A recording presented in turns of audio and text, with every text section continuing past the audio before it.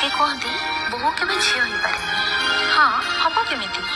जो झीलटी शाशुघर जबत कम को रुंडे करुए